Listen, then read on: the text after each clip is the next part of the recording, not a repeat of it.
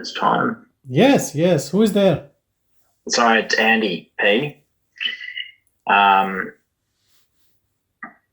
Yeah, I just had a question about the sex energy. So the longer and longer I abstain from like orgasm, the more the sex energy builds up. And I've always been curious as to whether you need to abstain from orgasm in order to, if that's an important part of this. Yeah. Look, I'm not an expert in orgasm and sex energy, to be honest. I have not even thought it that way. But because you are asking this question, one thing I can tell you is when your interest is in pure awareness, when your attention is their pure awareness, your interest goes away. So if I'm not quoting anyone, but what I personally feel is that do what comes naturally to you. If it is like controlling my sex energy and this energy will go and open some chakras, for me, I don't believe in all these things. Like there are so many paths to reach the same ultimate.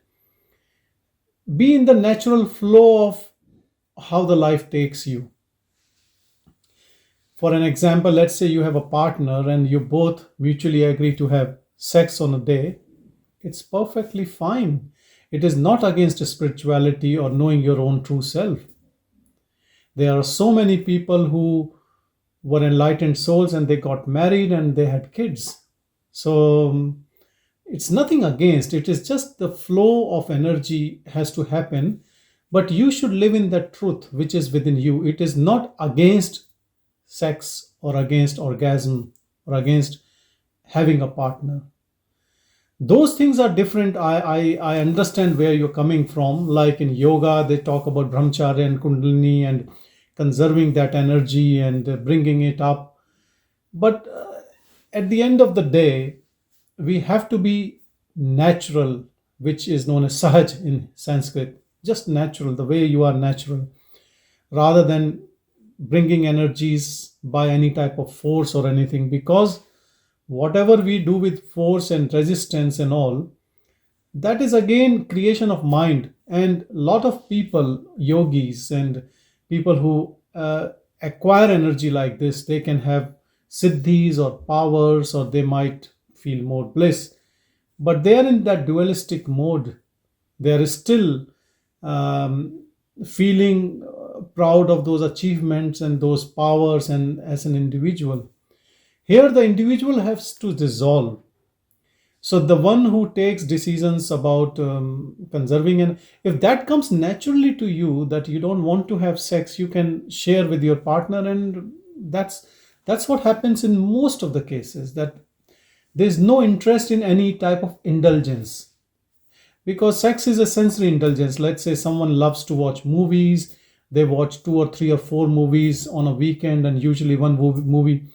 When you come to this pure awareness, your interest in parties or movies, it actually comes naturally. But if you read the Vedanta, they talk about vairagya or dispassion. So that should come naturally rather than by force.